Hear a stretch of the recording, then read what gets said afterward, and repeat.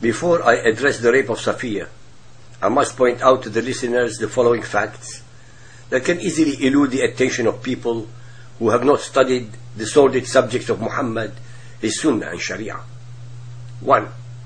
In the Arabic language at the time of Muhammad, there are two distinct words: zawaj, meaning marriage, and nikah, meaning having sex, the F word in English, or to rape, a form of forceful sex. Invariably, the followers of Muhammad, in attempting to sugarcoat Muhammad's despicable deeds, they actually deliberately deceive Arabic ignoramus people by translating words falsely. For example, they translate nikah to marriage, which is not true. 2. They are so ashamed that even in the case of Aisha, they contort hadiths to make her age 19 years old, not 9 years, when Muhammad nakahaha, i.e. penetrated her. 3. If they are so shocked and ashamed, why do they continue to believe?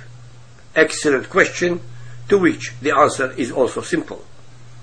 They are utterly without logic, because the most virulent virus known to mankind is called Quran, which, when it lodges itself into the brain of its victim or host, it almost instantly eradicates the area of logic, followed by the areas dealing with compassion and mercy, turning the victim into a zombie, the living dead, that we watch with horror their actions on TV all over the world almost daily. 4. Another deceiving word used by Arab translators is that of ghazwa, which actually means ambush, raid, sudden attack on unsuspecting people.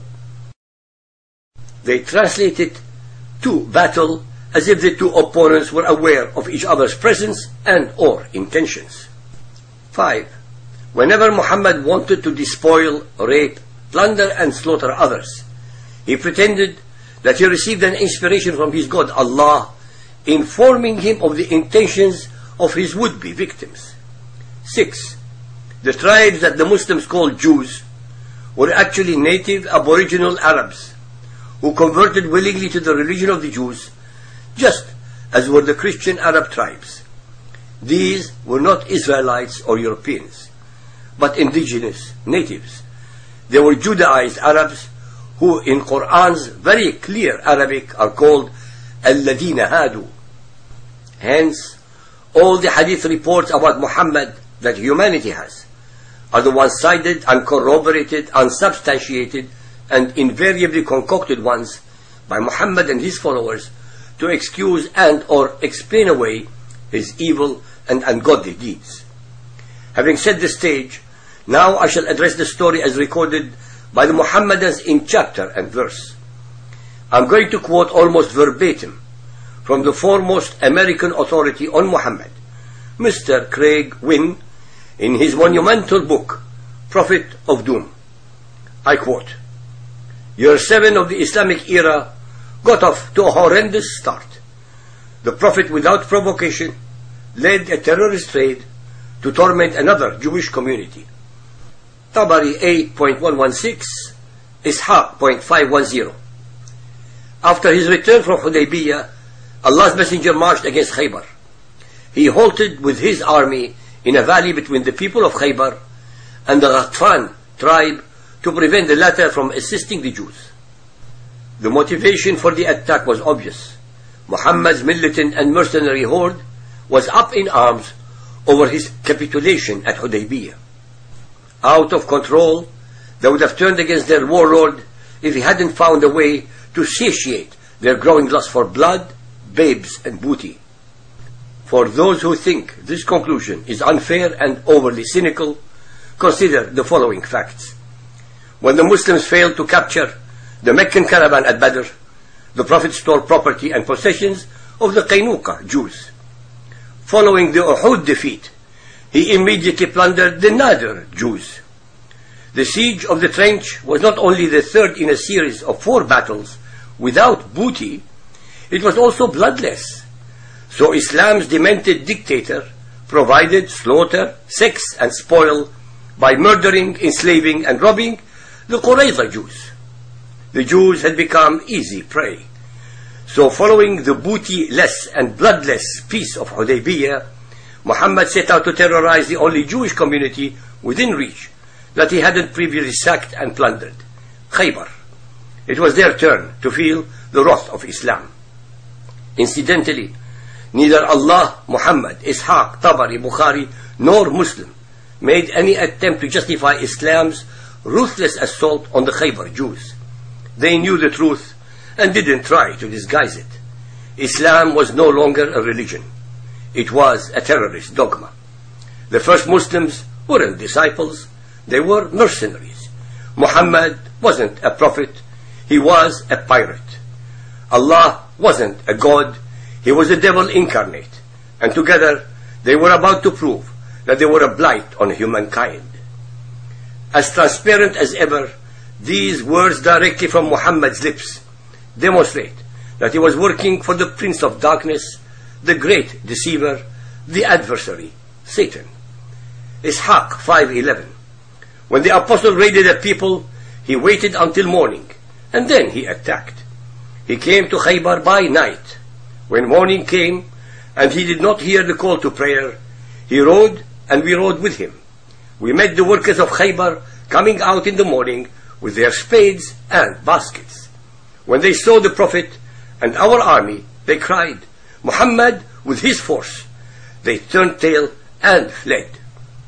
The apostle yelled, Allahu Akbar, Khaybar is destroyed. When we arrive at a people's square, it is a bad morning for them. There is no ambiguity in what I am reciting. The Jews of Khaybar were going about their daily life of cultivating their land without the slightest inkling that they were about to be slaughtered by Muhammad and his thugs. Had it been true that they were intending to attack Muhammad, as he and his supporters falsely claim, they would have been prepared for ambush or assault. All of the deceptions, justifications and apologies ever spoken would be insufficient to make this horrible day appear religious. And it does not stand alone. Khaybar was but one of 75 merciless raids instigated by the first Muslims. Armed raiders attacked civilians for no other reason than to seize their possessions. Allahu Akbar was the terrorist prayer of fear, the terror verse. Ibn Ishaq's compilation of Islamic scripture, the inspired seerah or biography of the Prophet, is the earliest and most accurate accounting of Muhammad's life and of the formation of Islam. It was compiled a century before Tabari, Muslim and Bukhari. But for those who might want to dismiss the hadith report on the basis that it sounds too condemning of the Prophet, consider these confirming words from Imam Bukhari.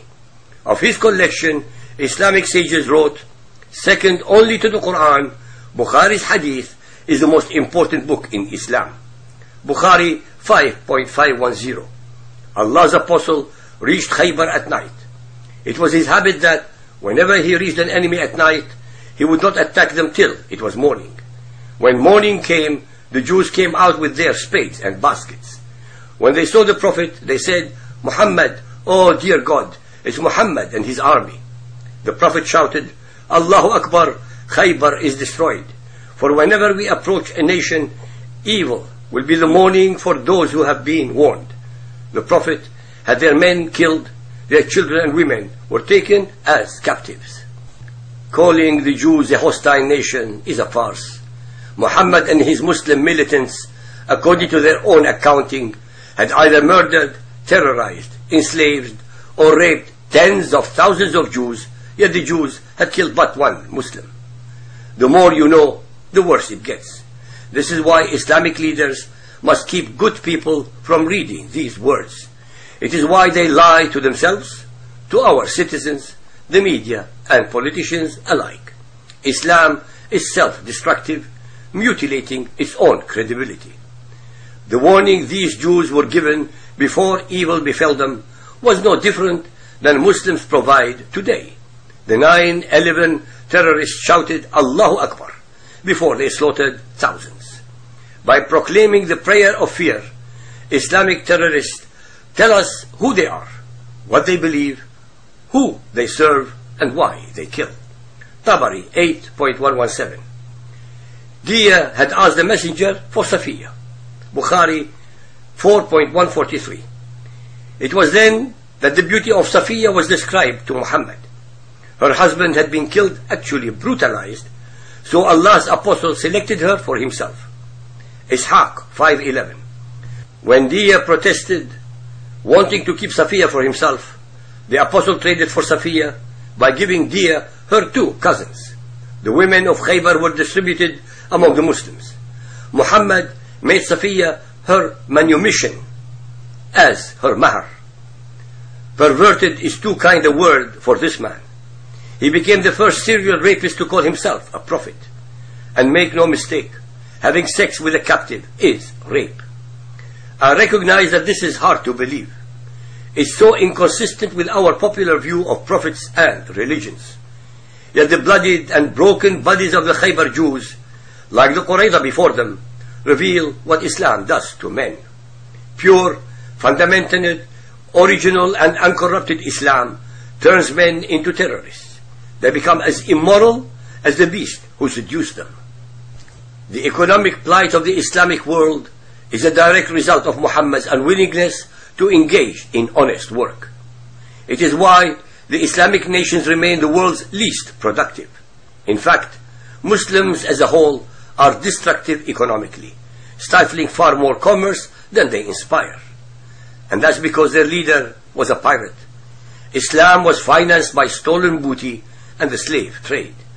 As parasites, they survived by sucking every productive host within a camel's ride dry. As a direct result of Muhammad's personal failings, the Islamic world is devoid of everything civilized people hold dear. Muslims wallow in poverty. Life isn't worth living. They have no freedom of speech or religion. With the educational process focused on Quranic studies, Muslims are among the most poorly educated and most indoctrinated people on earth. Following the example of a perverted sexist, Muslim men abuse women, and they are violent. End quotes. As I have proven beyond a shadow or even a reasonable doubt, Muhammad's Quran, his Sunnah, Sharia, and his fundamentalist believers are hate-mongering, war-mongering, misogynist, racist, vile, and hence ungodly entities.